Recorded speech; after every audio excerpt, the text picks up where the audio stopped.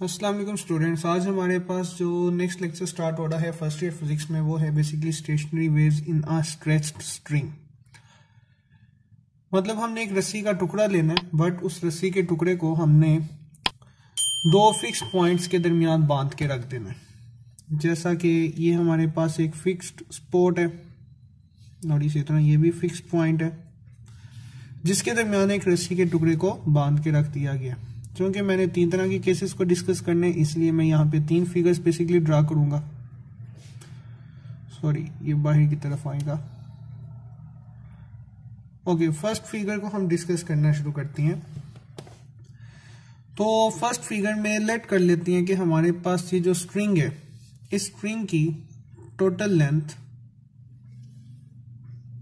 हम small L मान लेते हैं। ओके, अब हम करते हैं इसको इसके मिड पॉइंट से, मतलब इसकी लेंथ का मिड पॉइंट कौन सा होगा जहां पे हम इसका हाफ लेंथ या हाफ लेंथ जहां पे हम इसकी कैलकुलेट करेंगे। इस टोटल लेंथ के 1/2 पार्ट से हम इसको पकड़ के खींच के नीचे की तरफ लाते हैं और छोड़ देते हैं। मतलब प्लग करना, खींच के छोड़ देना। होगा क्या, जब हम इसको नीचे की तरफ शिफ्ट करवाएंगे तो इस तरह का हमें एक लूप बना नजर आएगा, और जब हम छोड़ेंगे तो यही वेव बेसिकली बोथ साइड से रिफ्लेक्ट होगी। मतलब अगर हम नोट करें तो क्रस्ट जाके टकराएगा, लौट के तरफ आएगा, जिसकी वजह से आफ्टर रिफ्लेक्शन हमारे पास इस तरह का लूप बनना शुरू हो जाएगा, जिसमें ये स्प्रिंग बेसिकली कभी ऊपर जा रही होगी, कभी नीचे, ऊपर नीचे, ऊपर नीचे, जिसकी वजह से हमारे पास स्टेशनरी वेव्स बनना शुरू हो जाएंगी।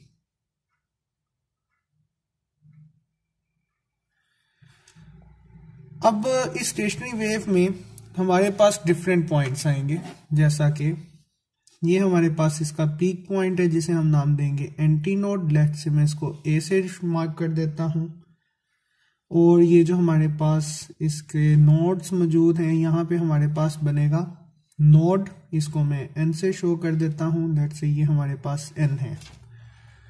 अब हमने पढ़ा था कि नोड से नोड जो डिस्टेंस होगा इन टर्म्स ऑफ वेवलेंथ वो λ/2 होते हैं, मतलब हाफ वेवलेंथ। जबकि एंटी नोड से नोड जो होगा हमारे पास डिस्टेंस वो λ/4 होगा, मतलब वेवलेंथ का भी हाफ। तो अगर हम यहां पे देखना चाहें तो हमारे पास ये जो टोटल लेंथ है, ये टोटल लेंथ किसकी बन रही है? स्ट्रिंग की। और उस लेंथ को मैं इन टर्म्स ऑफ अगर वेव लिखना चाहता हूं, वेवलेंथ, तो देखें एक की क्रस्ट बन रहा है, या फिर दूसरे अल्फाज में जिस तरह मैं आपको बता चुका हूं कि दो कंजेक्टिव एंड नोड्स के दरमियान λ/2 होती है लेंथ। तो दो कंजेक्टिव नोड्स आ रही हैं, तो इस लेंथ को इन टर्म्स ऑफ वेवलेंथ में कह सकता हूं ये हाफ वेवलेंथ के बराबर है। चूंकि हमारे पास फर्स्ट केस आ रहे, इसीलिए मैं इसको लिख देता हूं कि जो मेरे पास लेंथ है वो λ1/2 के बराबर है। अच्छा, यहां से हम λ1 की वैल्यू निकाल लेते हैं जो कि बन जाएगी 2l।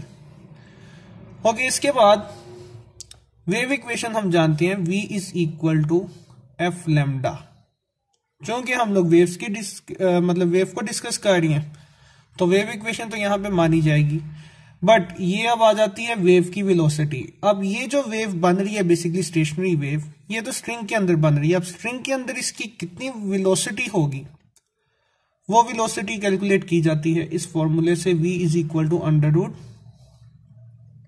√f/m। जबकि यहां पे जो f है ये टेंशन है, टेंशन या फिर यूं समझ लें स्ट्रिंग के अंदर बनने वाली फोर्स।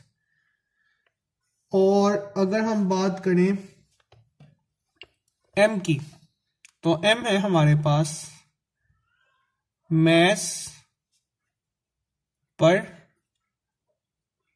Unit length.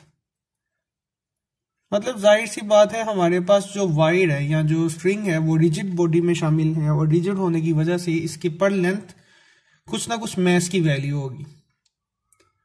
ओके, अब बात आ जाती है कि जब हमने दो पॉइंट्स के दरमियान स्ट्रिंग को बांध के रख दिया, स्ट्रिंग को बांध के रख देने का मतलब जो टेंशन है हमारे पास, मतलब फोर्स, ये भी एक कांस्टेंट वैल्यू आ गई। और अब एक रस्सी जो बन चुकी है तो पर यूनिट लेंथ उसकी मैस की वैल्यू कितनी होगी? जाहिर सी बात है, एक मटेरियल बन चुका है तो उसमें मैस तो चेंज होने वाला नहीं, तो मैस की वैल्यू भी क्या आ जाएगी? कांस्टेंट। तो मतलब इनडायरेक्टली मैं क्या कहूंगा कि जो वेलोसिटी है वो बेसिकली एक कांस्टेंट वैल्यू है। ओके, अब जब वेलोसिटी कांस्टेंट वैल्यू है तो यहां पे इस वेव इक्वेशन के अंदर वेलोसिटी को कांस्टेंट रखने के लिए फ्रीक्वेंसी और वेवलेंथ एक दूसरे के इनवर्सली प्रोपोर्शनल रिलेशन के अकॉर्डिंगली चेंज होना शुरू हो जाएंगे।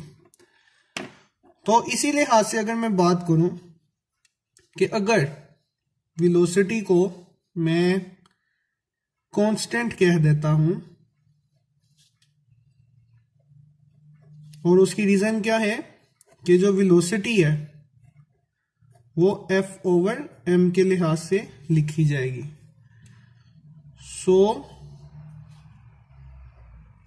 We can write equation of wave as v constant, then wavelength 1 के ऊपर फ्रीक्वेंसी 1 आएगी। और अगर मैं यहां से फ्रीक्वेंसी को निकालना चाहूं F1, तो वो बन जाएगा फॉर्मूला v/λ1, और λ1 हम कैलकुलेट कर चुके हैं 2L के बराबर है। तो F1 की वैल्यू v/2L आ जाएगी। और अगर हम यहां से बात करना चाहें F1 की वैल्यू को हम चेंज कर सकते हैं किस अंदाज में? v की जगह उसका फॉर्मूला लगा देते हैं 1/2L √ F/m। तो ये हमारे पास आ गई फंडामेंटल फ्रीक्वेंसी।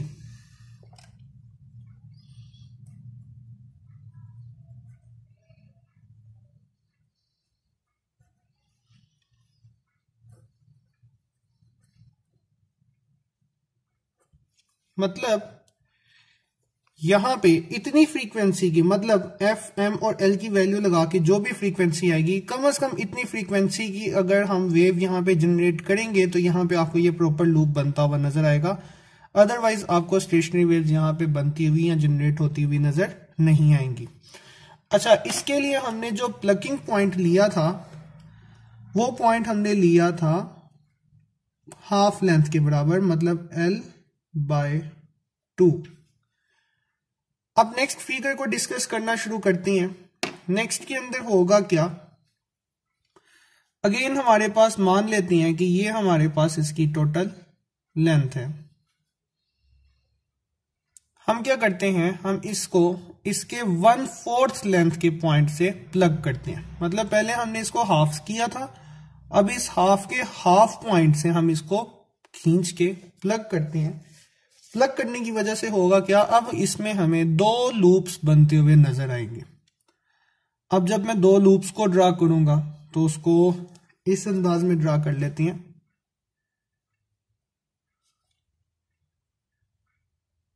एक लूप हमें ये बनता हुआ नजर आएगा, एक लूप ये बनता हुआ हमें नजर आएगा, और एक ये लूप। 2 लूप बनेंगे, जबकि प्लगिंग पॉइंट क्या था हमारे पास? टोटल लेंथ का 4th पार्ट जहां पे बनता होगा। ओके, इसके अंदर अब ये देखें, ये हमारे पास एंटी नोड आ गया, ये हमारे पास एंटी नोड आ गया, जबकि ये पॉइंट हमारे पास नोड है, ये पॉइंट हमारे पास अगेन नोड, और ये हमारे पास पॉइंट नोड।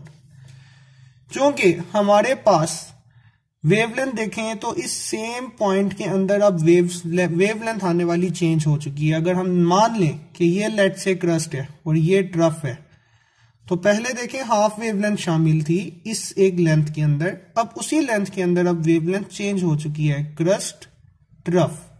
तो क्रस्ट का और ट्रफ का एक ही पार्ट में आ जाना, मतलब एक वेवलेंथ के बराबर लेंथ का हो जाना। तो ऐसी सूरत में मैं कह सकता हूं कि जो बनने वाली लेंथ है वो कंप्लीट एक वेव के बराबर है। चूंकि वेव लेंथ चेंज हो रही है इसीलिए हम यहां पे अब इसको लैम्डा 2 के साथ शो करते हैं। अगेन अगर हम फ्रीक्वेंसी निकालना चाहते हैं फॉर फ्रीक्वेंसी, मैं क्या करता हूं डायरेक्ट यहां से इस फॉर्म को कलेक्ट करता हूं या टेक करता हूं। F1 is equal to V over lambda 1। अब बात आती है F is equal to V over lambda. ठीक है, V को तो हमने ऑलरेडी कह दिया है कि V की वैल्यू चेंज नहीं होगी, वो कांस्टेंट है। ये V की वैल्यू हमारे पास कांस्टेंट ही रहने वाली है। ओके, अब अगर देखें तो वेवलेंथ अगर चेंज हो गई है, पहले मैंने लैम्डा 1 पे बात की थी, अब लैम्डा 2 पे, मतलब फुल वेव आ रही है, वेवलेंथ चेंज हो चुकी है। अब जब वेवलेंथ चेंज होगी तो वहां पे बनने वाली फ्रीक्वेंसी भी चेंज हो जाएगी। F2 is equal to lambda 2 की जगह हम लिख सकते हैं अब L, V over L। Next step में अगर मैं वेलोसिटी का फॉर्मूला लगा दूं तो बन जाएगा 1 over L under root F over M। Okay, अगर मैं इसके अंदर पिछला रिजल्ट या इस रिजल्ट को शामिल करना चाहूं, मतलब मैं चाहता हूं कि मुझे 1 ओवर 2L यहां पे मिल जाए, तो उसके लिए मुझे क्या करना पड़ेगा, सिंपली 2 से मल्टीप्लाई और 2 से डिवाइड कर देना पड़ेगा। Under root F over M वैसे ही आ गया। अब इसके अंदर जरा नोट करें, ये जो मैंने हाईलाइट किया है सारा पार्ट, ये तो फंडामेंटल फ्रीक्वेंसी के बराबर आ गया जिसे मैंने F1 से शो किया था। तो F2 का रिजल्ट जो है वो क्या बन जाएगा मेरे पास, 2 टाइम्स ऑफ F1। मतलब क्या हुआ हमारे पास कि अगर हम सिंगल लूप की बजाय डबल लूप बनाना चाहते हैं तो वहां पे जो वेव की ऑसिलेटिंग फ्रीक्वेंसी है वो फंडामेंटल फ्रीक्वेंसी से 2 टाइम इंक्रीज हो जानी चाहिए, या उसको हमें इंक्रीज करना पड़ेगा। तो जैसे ही फंडामेंटल फ्रीक्वेंसी से 2 टाइम इंक्रीज करेंगे तो वहीं पे उसी रीजन के अंदर जो बनने वाले लूप्स हैं उनकी तादाद बढ़ जाएगी, मतलब वो 2 लूप्स हमें बनते हुए नजर आना शुरू हो जाएंगे। इसके बाद ये हमारे पास पॉइंट हो गया। अब हम बात करते हैं कि 1/6 अगर इसकी प्लकिंग पॉइंट की पोजीशन की जाए तो जाहिर सी बात है वो मजीद यहां पे कहीं पे पॉइंट आ जाएगा। अब उस पॉइंट के लिहाज से हमारे पास जो वेव्स बनेगी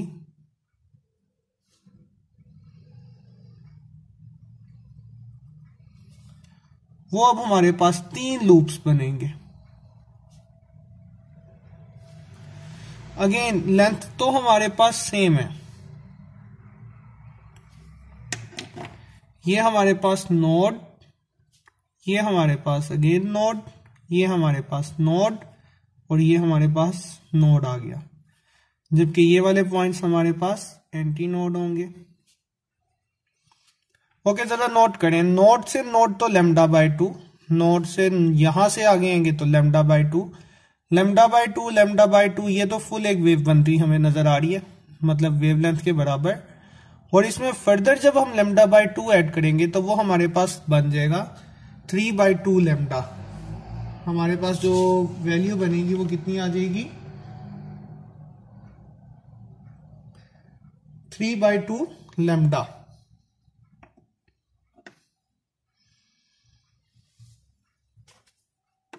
चले यहां पे लिख भी लेते हैं, ये हमारे पास आ गया lambda by 2 plus lambda by 2 plus lambda by 2। तो अगर हम नोट करें तो 2 हमारे पास कॉमन आ जाएगा और 1 प्लस 1 प्लस 1 लैम्डा, तो ये बन जाएगा 3 लैम्डा बाय 2। तो ये रफ वर्क के तौर पे हम जरा साइड पे रखते हैं। तो अगेन यहां से अगर बात करें तो हमारे पास जो टोटल लेंथ है वो आएगी 3 लैम्डा बाय 2 के इक्वल। अब यहां से नोट करें तो अगेन वेवलेंथ चेंज हो चुकी है, तो हम इसको λ3 का नाम दे देती हैं। उससे नेक्स्ट पॉइंट अगेन इसी की बात करेंगे। चूंकि वेलोसिटी कांस्टेंट है, फंडामेंटल में वेलोसिटी कांस्टेंट रहेगी, तो F1 और लैम्डा की वैल्यूज चेंज हो जाएंगी। मतलब यहां पे लिखा जाएगा F3 v/λ3, जिसका रिजल्ट मेरे पास बनेगा λ3 की वैल्यू यहां से बनेगी 2L/3 v 2L/3, जिसको हम इस अंदाज में लिख सकते हैं 3/2L, और v का रिजल्ट आ जाएगा √F/m। अगेन इसके अंदर ये जिस चीज को मैं हाईलाइट कर रहा हूं, ये तो फंडामेंटल फ्रीक्वेंसी का फॉर्मूला था, तो F3 क्या आ जाएगा हमारे पास 3 टाइम्स ऑफ फंडामेंटल फ्रीक्वेंसी। तो देखते जाएं, हमें 1 लूप चाहिए था, तो ये मेरे पास F1 कहलाएगा। यहां पे फंडामेंटल F2, 2 लूप्स चाहिए थे तो 2 टाइम्स ऑफ फंडामेंटल फ्रीक्वेंसी करना पड़ा रिजल्ट। 3 लूप्स चाहिए तो 3 टाइम्स फंडामेंटल फ्रीक्वेंसी लेंथ हमें फ्रीक्वेंसी करनी पड़ेगी। तो हमारे पास बनने वाले लूप्स कितने आना शुरू हो जाएंगे, 3 लूप्स आना शुरू हो जाएंगे। तो अब हम यहाँ पे इस रिजल्ट का कंपैरिजन बनाते हैं। एक ये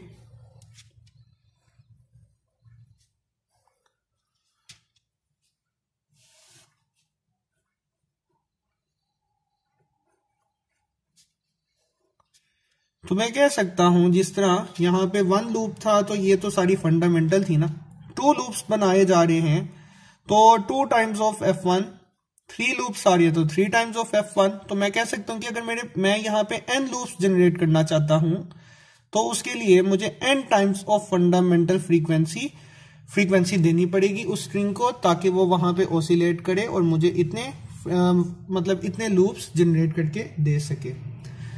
तो ये हमारे पास इसका रिजल्ट आ गया फंडामेंटल फ्रीक्वेंसी का। अब यहीं पे हम इसको मजीद नाम दे देते हैं। जब हमारे पास फंडामेंटल फ्रीक्वेंसी होगी तो ये हमारे पास आएगा फर्स्ट हार्मोनिक, इसको हम फर्स्ट हार्मोनिक के नाम से भी जानते हैं, क्योंकि इसके बाद 2 स्टेप्स आ रहे हैं, 2 लूप्स बनते नजर आ रहे हैं। इसको हम सेकंड हार्मोनिक के नाम से भी जान सकते हैं, ये सेकंड हार्मोनिक है, जबकि ये हमारे पास थर्ड हार्मोनिक होगा, एंड सो ऑन। यहां पे हमारे पास ये सीरीज चलती जाएगी। जैसे हमने इसको फर्स्ट हार्मोनिक नाम दिए, इसी तरह हम इसको ओवरटोन भी कह सकते हैं, जैसा कि फर्स्ट हार्मोनिक या फर्स्ट ओवरटोन। इसी तरह सेकंड ओवरटोन भी नाम दिया जा सकता है, और इसी तरह थर्ड ओवरटोन भी नाम दिया जा सकता है। एंड पे इसने हमें एक वेवलेंथ का रिलेशन बना के दिखाया है, वो भी देख लेते हैं। तो यहां पे हम देख लेते हैं, हमारे पास λ1 का रिजल्ट आया 2L, λ2 का हमारे पास रिजल्ट आया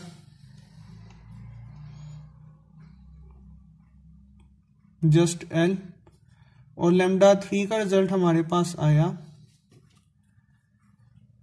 λ3 का रिजल्ट हम लोग यहां से बना लेते हैं 2L/3, 2L/3। तो जरा नोट करें 2L एंड सो ऑन। अगली सीरीज को अगर हम सॉल्व करेंगे तो 2L सब में कॉमन बन रहा है। मैं इसको इस अंदाज में भी तो लिख सकता हूं ना, 2 से मल्टीप्लाई भी कर दिया और डिवाइड भी कर दिया। तो जरा देखें 2L सब में कॉमन आ रहा है, जबकि इसको मैं डिवाइडेड बाय 1 भी तो लिख सकता हूं ना। तो जरा नोट करें, फर्स्ट हार्मोनिक के लिए 2L/1, सेकेंड हार्मोनिक के लिए 2L/2, और ये 2 शो कर रहा है। इसी तरह थर्ड हार्मोनिक के लिए 2L/3। तो इसी तरह सिमिलरिटी उठाते हुए अगर मैं बात करूं n हार्मोनिक्स के लिए वेवलेंथ निकालनी हो nth हार्मोनिक के लिए, तो 2L तो उसमें कॉमन है, जबकि सीक्वेंस के accordingly 1 2 3 and so on number चलते जा रहे हैं। तो यहां पे हम n को क्या लिखेंगे कि n बेसिकली है 1 2 3 एंड सो ऑन, नंबर चलते जा रही है। इसी तरह ये जो हमारे पास फंडामेंटल फ्रीक्वेंसी थी, यहां पे भी जो n की वैल्यू होगी वो 1 2 3 एंड सो ऑन चलती जाएगी। अब इसका यूज हमें क्या है वो हम देख लेते हैं। हम इसके जरिए बेसिकली तरह तरह की फ्रीक्वेंसी की साउंड जनरेट कर सकते हैं। जैसा कि अगर हम इसकी फंडामेंटल नोट को यूज कर लें, फंडामेंटल फ्रीक्वेंसी हमारे पास आ रही है जो कि हमारा फाइनल रिजल्ट था, f is equal to 1/2L √ f/m। Musical instrument में बेसिकली ये चीज यूज होती है। जैसा कि हम अगर गिटार की बात कर लें तो गिटार में हमें नजर आता है कि 3 to 4 टाइप्स की वायर्स वहां पे कनेक्टेड होती हैं और उनकी थिकनेस डिफरेंट होती है। थिकनेस डिफरेंट मींस उनका मास पर यूनिट लेंथ जो है वो वैल्यू चेंज हो रही है। अब चूंकि उनको ट्यून करके रखा गया, उनकी एफ की वैल्यू तो चेंज होगी। फॉर सिंगल वाइड अगर मैं बात करूं तो एम की वैल्यू भी कांस्टेंट हो जाएगी। देन उसमें होता क्या है, हम एक ही वाइड से नंबर ऑफ डिफरेंट फ्रीक्वेंसीज की साउंड जनरेट कर सकते हैं और उसकी डिपेंडेंस बेसिकली आ जाती है उसकी लेंथ के ऊपर। बेसिकली जब गिटार को प्ले किया जा रहा होता है तो उसकी नेक के ऊपर जो वाइड मौजूद होती है उसकी लेंथ को चेंज किया जाता है और सिंगल वाइड से ही डिफरेंट फ्रीक्वेंसी की साउंड्स को जनरेट किया जा सकता है, जस्ट उसकी लेंथ को कंट्रोल करते हुए। तो ये स्टेशनरी वेव्स के अंदर जो स्ट्रेस स्ट्रिंग के अंदर स्टेशनरी वेव्स का रोल था कि म्यूजिकल इंस्ट्रूमेंट्स के जरिए हम तरह तरह की डिफरेंट फ्रीक्वेंसी की साउंड्स बना सकते हैं। तो ये स्टूडेंट्स हमारे पास आज का एक इंपॉर्टेंट लॉन्ग क्वेश्चन था। इसको आपने एज इट इज तैयार करने, जबकि ये वाला शॉर्ट क्वेश्चन इंपॉर्टेंट है कि इसकी फिजिकल सिग्निफिकेंस क्या है। Physical significance means stationery waves का डेली लाइफ के अंदर आपने यूज एक्सप्लेन करने, और वो मैं आपको बता चुका हूं कि म्यूजिकल इंस्ट्रूमेंट्स में ये यूज होते हैं। इसी तरह एमसीक्यू बेस अगर बात करें तो ये फॉर्मूला आपने तैयार करना है। एमसीक्यू से रिलेटेड वो वेवलेंथ पूछ सकता है, और इसी तरह फंडामेंटल फ्रीक्वेंसी का फॉर्मूला याद करना है फॉर एमसीक्यू। जबकि A to Z ये पूरे का पूरा क्वेश्चन हमारे पास लॉन्ग है। इसी के साथ हम अपने आज के लेक्चर को एंड करते हैं। अपना ख्याल रखिएगा। खुदा हाफिज।